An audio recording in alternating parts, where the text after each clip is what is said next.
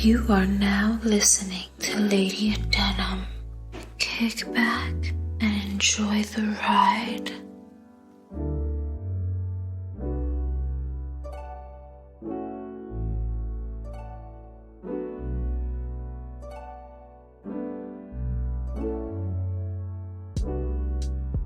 Welcome, ladies and gentlemen.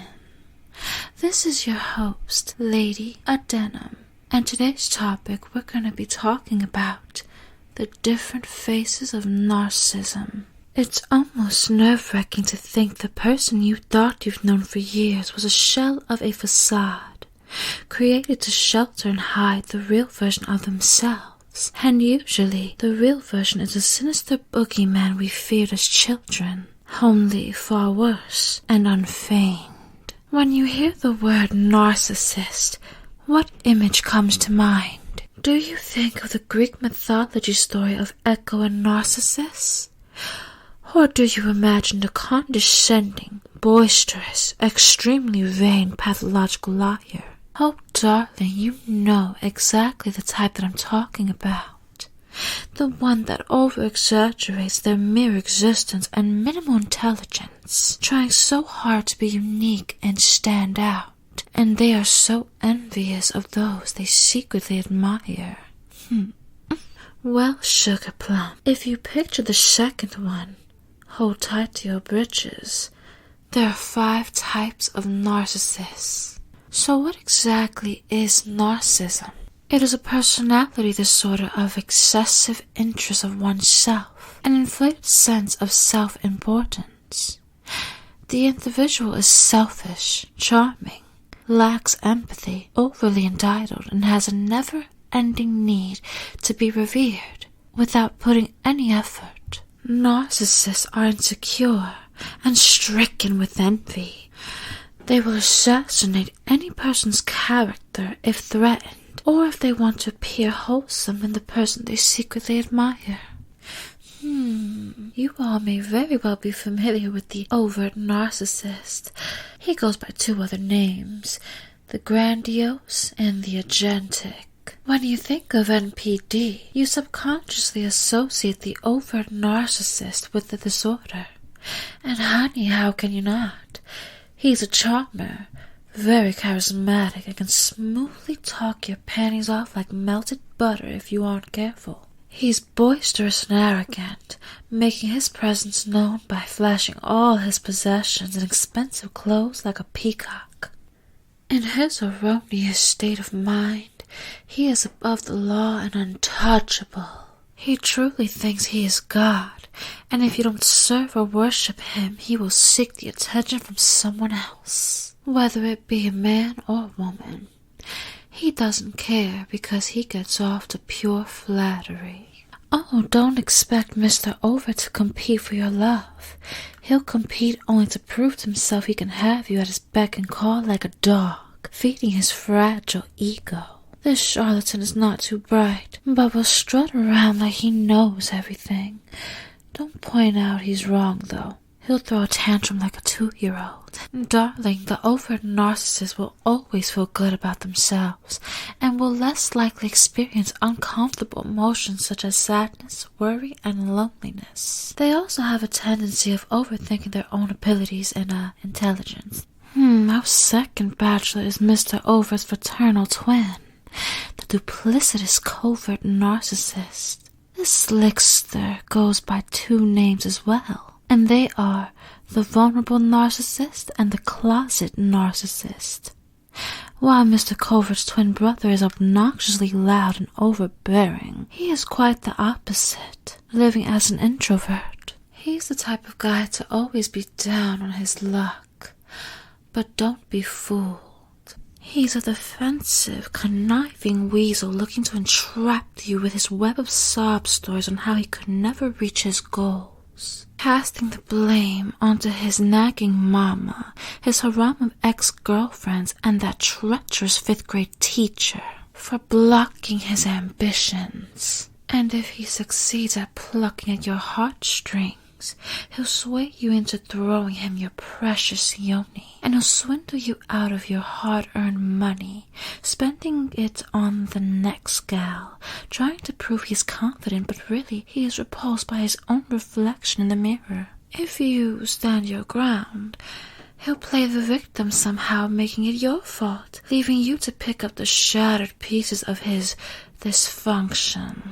Oh, darling, Mr. Covert is highly sensitive. He'll take any criticism harshly and won't bother trying to fix his life.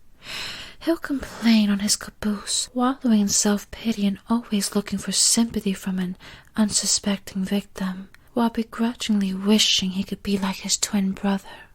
The covert narcissist is still very self-focused, but it is likely to conflict with a deep fear or sense of not being enough. And with that in mind, they are capable of taking advantage of someone if given the opportunity, while still playing the victim. Now let us divert our attention to the third bachelor, shall we? The antagonistic narcissist is the subtype cousin of Mr. Overt. He gets off to baiting people into explosive arguments and won't back down until he tires them out, having this false sense of bravado from being a bully. He actively seeks for a reason to compete, boosting his insignificant ego if he can press every button to open up your vulnerable and weak spots, to then zero in on the kill. Arrogantly, he'll flaunt how he has gotten over you, and will proudly hold your failures above your head like a trophy, even if you made the tiniest of mistakes. Mr. Antagonistic won't hesitate on asking you for favors, but if you refuse, he'll just remind you over and over again about how you can't do anything right anyway. People with this type of narcissism are masters at riling up an individual and mentally breaking them down.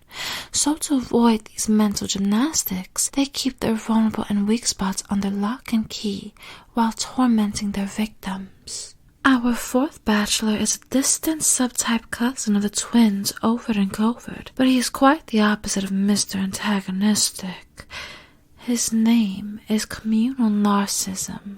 He comes off as a positive, altruistic, God-fearing gentleman, but he is more of Lucifer embodying the form of the slithering, beguiling snake roaming in the Garden of Eden, assuring all that he does is out of the kindness of his heart. But in reality, all the supposed good deeds are to serve his best interests. He secretly covets power, and if he is your friend, keep a close eye on him. He'll pretend to be your confidant while playing both sides of the fence, especially if he has taken a special liking to your girlfriend, fellas. While you and your lady are having relationship problems, he'll feed your ego with what you want to hear and encourage you to fulfill your lustful desires with other women, while he plays the comforter for your lady, telling her how she can do so much better, throwing you under the bus. He pretends to care and acts like what he is doing is indeed for your benefit. And when the time is right, he'll seize your whole life right under your nose. Mr. Communal is a wolf in sheep's clothing. Beware of his smile and extended generosity. It comes with a price. So far, you've met 4 faces of narcissism, ladies and gentlemen. Now it is time to meet the 5th and final face. Proceed with caution. Wherever she goes, chaos is sure to follow this unhinged, sadistic hell-on-heels actress. She is known as the mother of all narcissists. Her name is Malignant. She's a malicious, vicious, cold-blooded, calculating nympho bitch who derives pleasure from seeing her victims mentally and physically deteriorate. She won't reveal her true intentions or nature at first. She studies her prey before introducing herself, and then she charms them with her sexual prowess, transforming herself into their dream girl until her victim falls in love. With a grin, she robs them blind of love, money, and their soul, eating away at their insecurities, stripping their manhood through callous, sadistic acts. Miss Malignant has no conscience, nor carries any remorseful bone in her body. She gets high off the constant adoration from others, but reaches ecstasy in seeing her victims tormented by her web of lies and never-ending games. And if you are close to the edge, she'll push you off it to then cry at your funeral like the actress she is, walking away with the assets she was after with a subtle grin.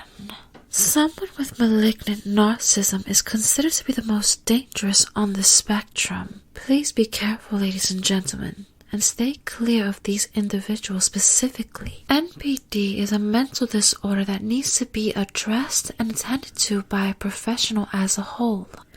These 5 types of narcissism are personality traits of the condition.